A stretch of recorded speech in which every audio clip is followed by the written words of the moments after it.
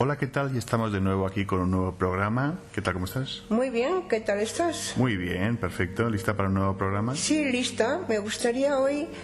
he estado recordando un viaje que hice en el año 81, o sea, en la prehistoria.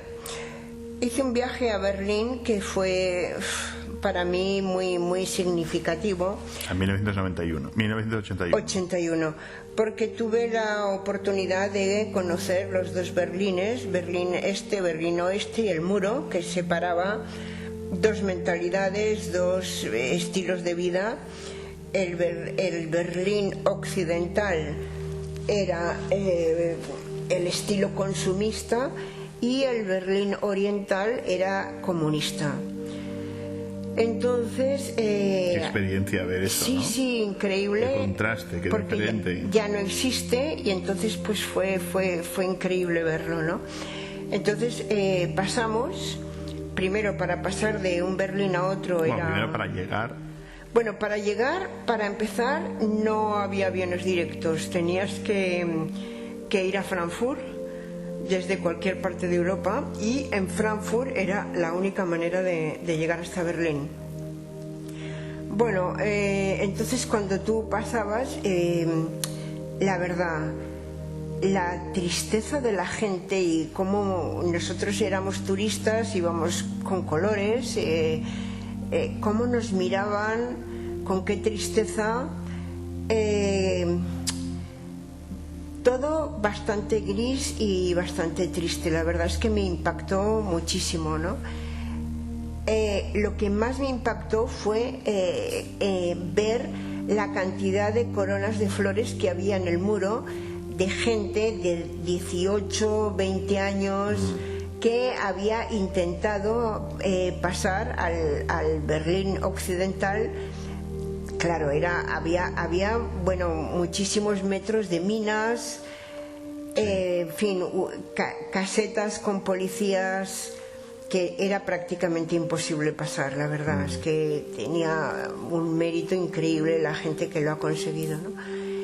Y bueno, para mí fue una experiencia muy fuerte conocer estos dos tipos de vida, ¿no? O sea, el occidental con luces, tiendas, movimiento, coches, consumismo, y el Berlín oriental pues todo muy austero, muy gris, muy serio, sin sonidos, que se notaba que la gente estaba pasando necesidad, la verdad, y eso que estábamos en una zona que no había pobreza en absoluto.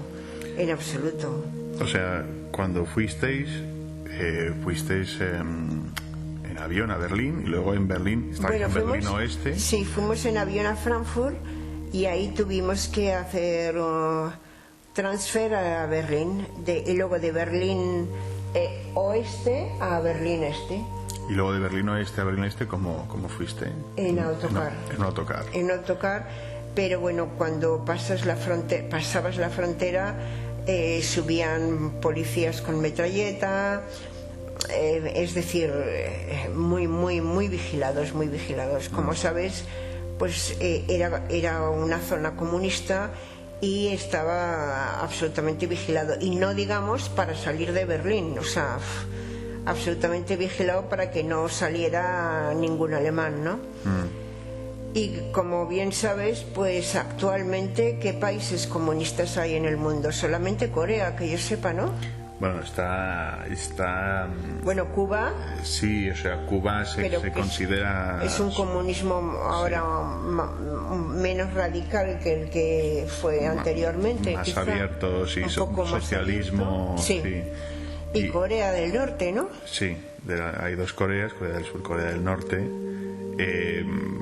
Pero bueno, la verdad es que sí, es bastante interesante esto que cómo llegó Berlín a ser como fue. Sí. Y cómo, bueno, pues que hoy en día Corea plantean que podría llegar a ser lo mismo en un futuro, de dividir Corea o tener dos modelos en un mismo país, ¿no? Sí.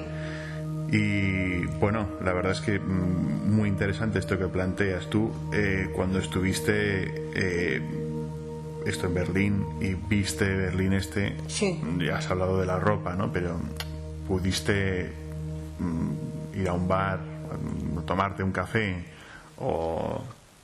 Bueno, la verdad es que nosotros estábamos tan vigilados como grupo que sí, nos llevaron a un lugar, tomamos una Coca-Cola muy extraña, pero Claro, no era Coca-Cola. que no, por supuesto no era Coca-Cola, sino un nombre muy raro, y yo veía que la gente no, por lo menos en la zona que yo conocí, no, vamos, no estaba por la labor de ir a un bar a tomar una Coca-Cola, no, era como que tenía otros problemas, ¿no? Que sabes que solucionar antes de tener ocio. No se veía ocio en absoluto, no.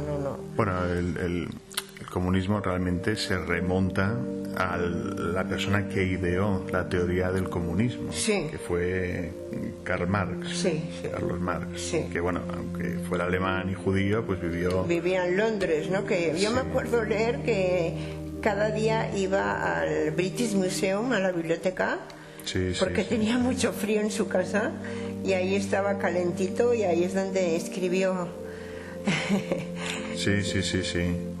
Y junto con Engels, Sí. que hicieron el manifiesto comunista. Exacto, sí. Y bueno, realmente esto lo hicieron en el siglo XIX, o sea, en el año 1800, a finales de 1800, y era de algún modo una crítica social, porque donde estaban ellos viviendo en Londres, en Inglaterra, claro, estamos hablando de un mundo en el que antes de que hubiera pues las leyes laborales que existen hoy en día, ¿no? Sí. Las 8 horas de trabajo que tenemos que disfrutamos hoy en día. Entonces era una época donde era la revolución industrial. Entonces ahora lo vemos como la revolución industrial, qué cambios nos ha traído en nuestro mundo y qué cosas tan bonitas. Pero en aquel entonces, pues por ejemplo, los niños trabajaban 12, 16, Claro, 18 horas al día. Es que todo esto de los derechos laborales es del siglo XX. Sí. Antes no existía nada de esto. Por ejemplo, este concepto del derecho a la vida y a la seguridad de uno, eso es un concepto totalmente nuevo del siglo XX. Antes la vida no valía nada y no... No. De hecho, muchas veces lo hemos comentado esto también, que en el medievo, pues la gente, o sea, te mataba por lo que llevabas puesto, o bueno, por nada y menos. Tenías algo, tenías una oveja que era tuya y venía otro, le gustaba la oveja, te pegaba un golpe y se la llevaba con toda la naturalidad, vamos. Sí. Y el concepto de derechos del trabajador es un concepto pues del siglo XX completamente. De hecho, fíjate, surgió ahí la idea de trabajar 8 horas al día.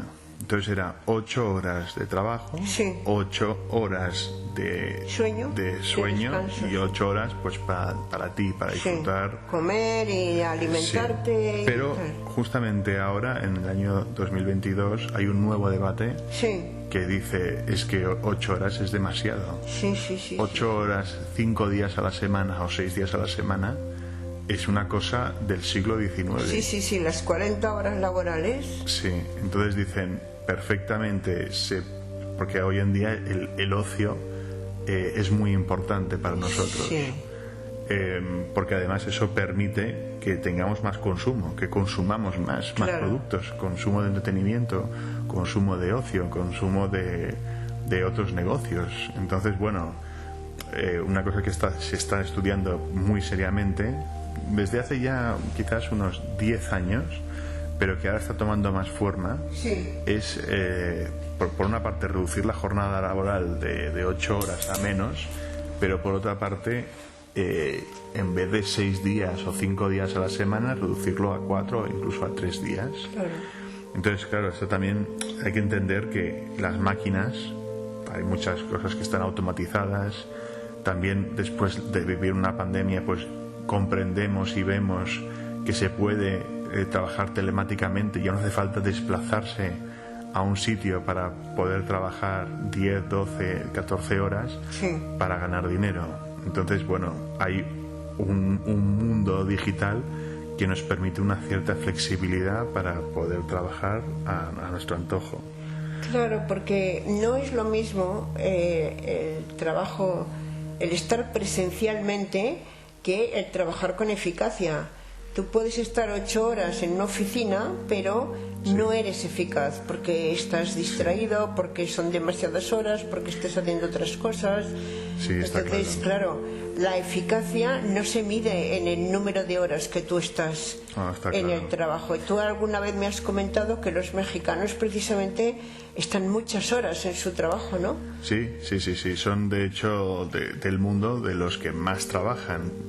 Bueno, de los que más horas están. De los que más horas trabajan, pero comparativamente, por ejemplo, con los alemanes, los alemanes pues fácilmente pueden trabajar la mitad de tiempo. Sin embargo, obtienen más eficacia. Exactamente, no solamente en producción, sino en beneficio económico. Claro. O sea, ganan perfectamente igual 10 veces más los alemanes que los mexicanos. Entonces, no es para menospreciar a nadie, evidentemente.